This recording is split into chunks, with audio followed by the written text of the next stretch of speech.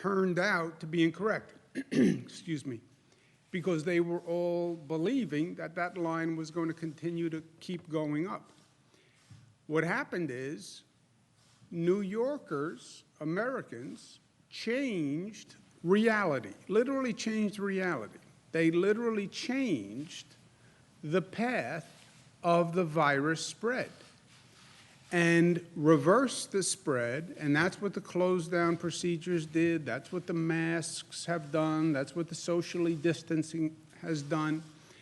And New Yorkers and all across this country, you saw that number change from that up trajectory to the downward trajectory.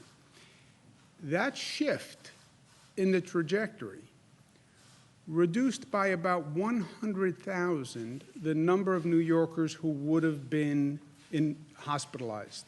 100,000 hospitalized. To be hospitalized, you have to be seriously ill. A portion of those 100,000 would have passed away.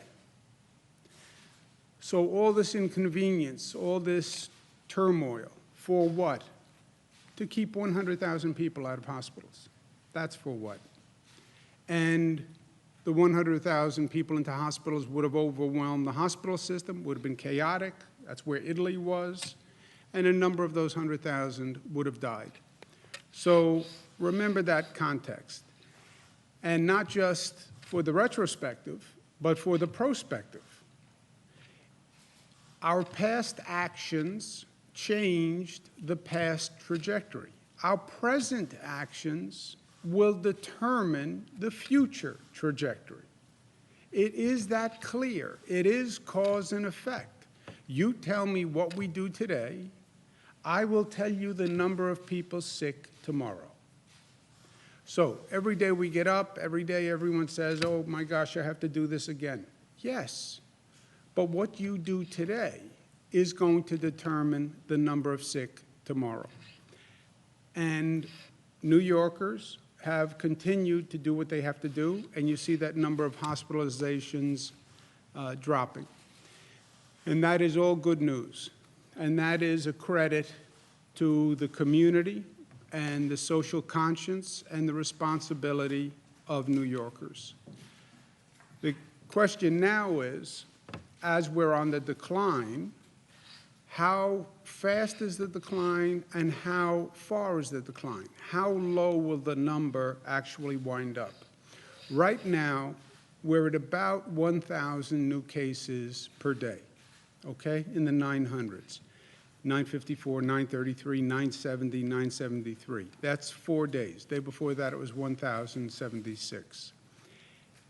That looks like the number is flattening, is plateauing at about 900, 1,000 cases. 3, 4 days, 5 days, if you want to say, between 900 and 1,100. That is still too high a number of new cases to have every day. It's not where we were. It's a lot better than where we were, for sure. But 1,000 new cases every day is still a very high infection rate. It's still a burden on the hospital system. So we now want to take it to the next level. Let's drill down on those 1,000 new cases. Where are they coming from? Why is the infection rate continuing? Who's getting infected? And let's get more targeted in our response, right? We're fighting this statewide, but you have to wage the battle, wage the war on many fronts. It's a statewide battle. Now that we have it basically stabilized and on the decline, the enemy is on the run, the virus is reducing. Let's get more refined, more targeted. And I'm going to be speaking with the hospitals this afternoon and say that we want to get more specific information on those new cases that are coming in the door. Where are they coming from? Who are they? To see if we can come up with a more specific target. If you look at the past few days where the cases have been coming from, this is a 3-day, what they call rolling average. But you see, 17% from Manhattan. Much of it correlates to population, but much of it also correlates with downstate New York. 17% Manhattan, 17% Kings, 12% Bronx, 11% Queens, but then 10% Nassau, 7% Westchester, Suffolk. So it's a downstate region, and then upstate, it's Erie County. So gives you a snapshot of where the cases are coming from, but we need more specific information to have a specific battle plan. Literally, where do the new cases come from? Are they essential workers? Are they people who are staying home and getting infected by a family member? Or are they essential workers who are still traveling and possibly getting infected at work? Where do they work? How do they commute?